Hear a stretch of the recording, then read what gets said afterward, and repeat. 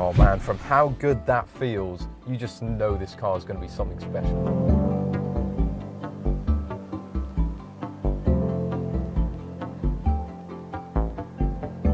Without a doubt, the old Honda Civic Type R was one of the best hot hatches ever built. It just felt so interactive, so connected, while being massively fast at the same time.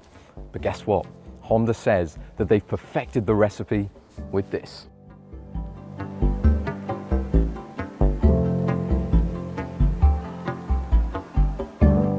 Right folks, this is a big one.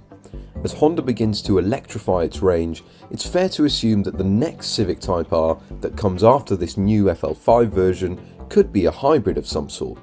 As a result, it'll probably be heavier, and it might not even have a manual gearbox. So this car, with 3 pedals and a 325 bhp 2-litre 4-pot, could mark the end of an era, as one of the last great hot hatches, full stop.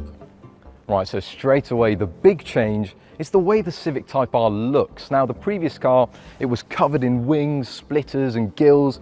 It was hyper aggressive, but for some people a little bit too far on the boy racer side of things. But this one, it's much cleaner, but it's still got that aggression, and it's still got all the key bodywork features that you do need for a performance car. So you've got this really nice wide grille opening that feeds cold air to a new intercooler. You've got these vents here that feeds nice cool air to the Brembo brakes, and along the side where you've got these nice pumped up swollen wheel arches, and the wheels themselves, they're 19-inch rims, and they actually look pretty similar to the outgoing car, but if you look closely you can see that Honda has actually trimmed out the inside of the rim just to reduce unsprung weight. It's these little details that might just elevate this car over the previous one.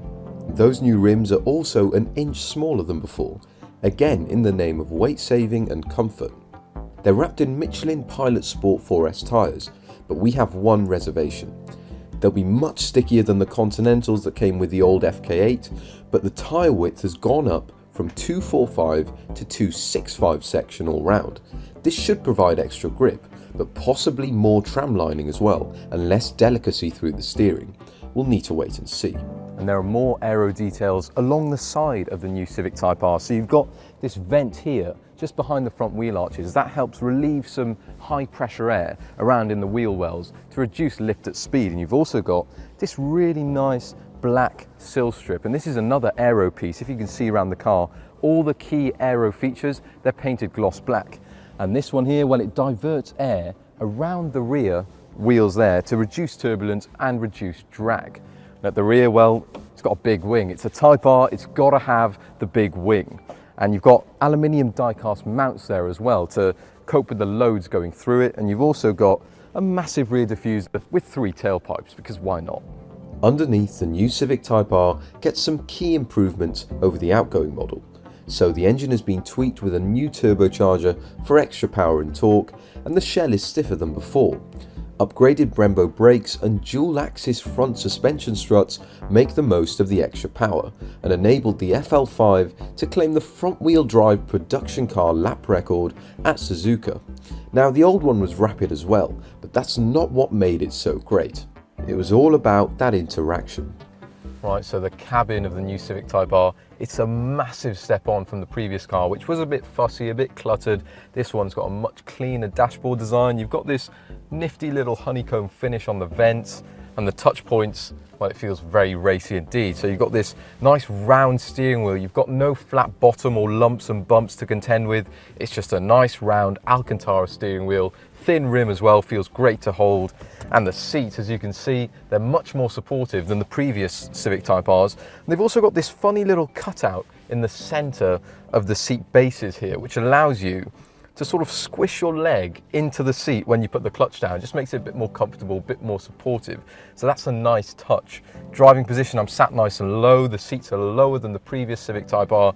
And you've also got this, a manual gearbox, 6 speeds, and the shift quality on the previous car was a highlight, and it's even better with this one. I think Honda have tightened up the gate just a little bit, and it feels really snappy. Can't wait to use that out on the move. The red seats and red carpets might be a bit much for some, but it really does feel like a proper Type R in here. It's just a shame that the pedal position isn't ideal for heel and toe, but it is doable. At least the tech is miles better than before.